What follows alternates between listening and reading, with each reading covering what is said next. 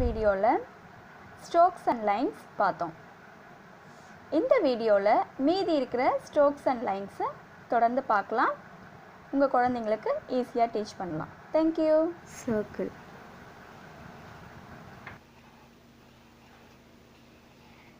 Free hand ரைட்டிங்னு சொல்லுவாங்க. அது கூட நீங்கள் உங்கள் குழந்தைங்களுக்கு ட்ரை பண்ணலாம். ஃப்ரீ ஹேண்ட் ரைட்டிங்னா சும்மா அவங்களே ஏதாவது போட சொல்கிறது, அவங்க இஷ்டத்துக்கு ஏதாவது பண்ணுவாங்க, அந்த மாதிரி ஏதாவது அவங்களே பண்ண சொல்லுங்கள். அப்போ அவங்க பென்சிலை வந்து நல்லா மூவ் பண்ணுறதுக்கு ஈஸியாக இருக்கும். இது வந்து பிரைட்டாக தெரியறதுக்காக நான் ஸ்கெட்சில் எழுதுகிறேன். நீங்கள் உங்கள் குழந்தைங்களுக்கு டீச் பண்ணும்போது பென்சில் யூஸ் பண்ணி டீச் பண்ணுங்கள். Next, right of circle. இங்கே கர்வ் பார்த்தோம்ல, அதே போல் தான் இதுவும். Right of circle.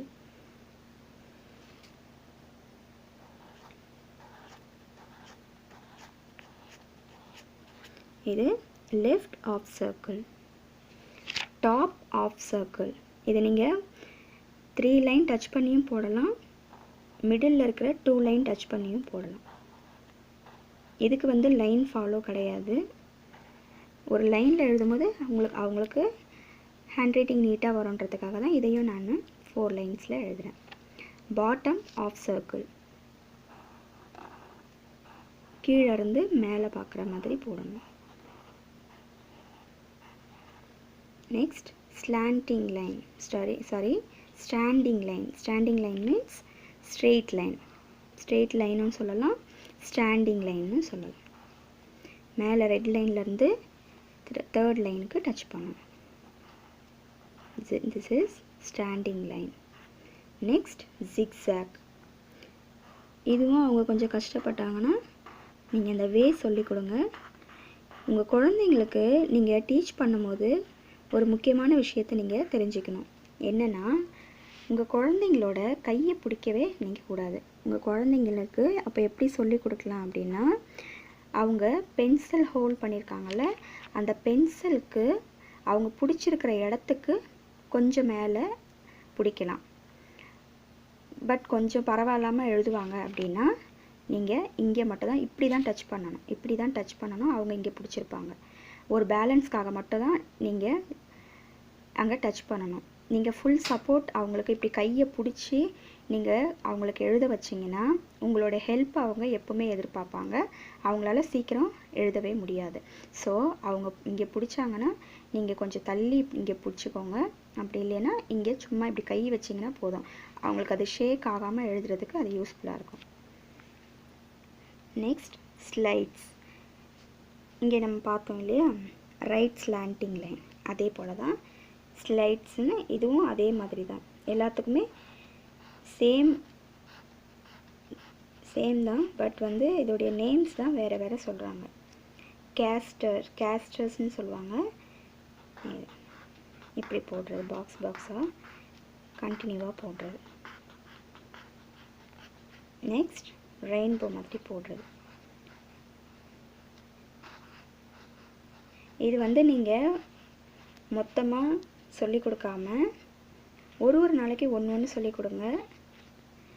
அவங்க ஈஸியாக புரிஞ்சுக்குவாங்க. நெக்ஸ்ட், ஸ்வில்.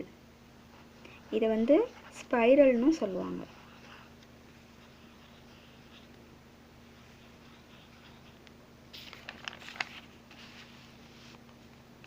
ஒன் பை ஒன்னு சொல்லுவாங்க, டேஷஸ்ன்னு சொல்லுவாங்க. ஒரு சின்ன டேஷ் மாதிரி போடணும். அடுத்து, clouds.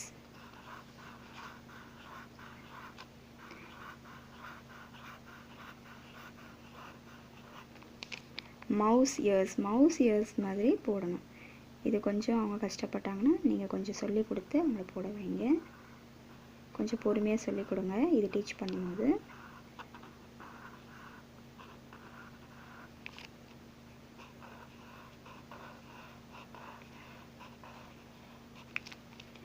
Long and short. Long line, short, long, short, long, short.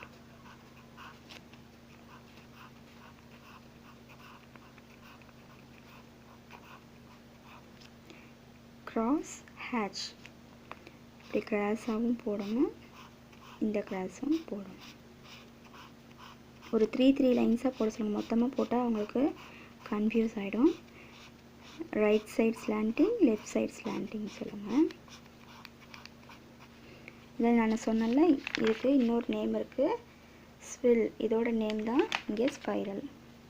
Same தான் இதுவும். நீங்கள் சர்ச் பண்ணிங்கன்னா ஒன்று ஒரு நேமில் இருக்கும், ஆனால் எல்லாமே டிசைன்ஸ் பார்த்திங்கன்னா ஒரே மாதிரி தான் இருக்கும். ஸோ இந்த ஸ்ட்ரோக்ஸ் அண்ட் லைன்ஸை வந்து நீங்கள் குழந்தைங்களுக்கு ஃபஸ்ட்டு டீச் பண்ணுங்கள்.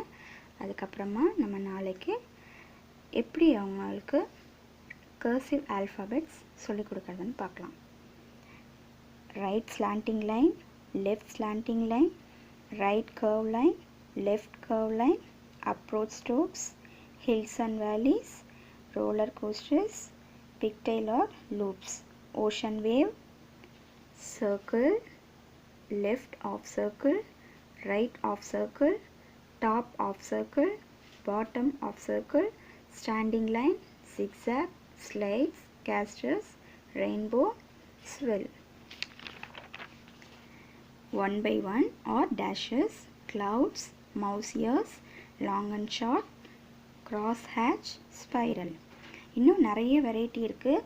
இது வரைக்கும் நீங்கள் அவங்களுக்கு ப்ராக்டிஸ் பண்ணாலே போதும், அவங்களுக்கு ஈஸியாக எழுத முடியும்.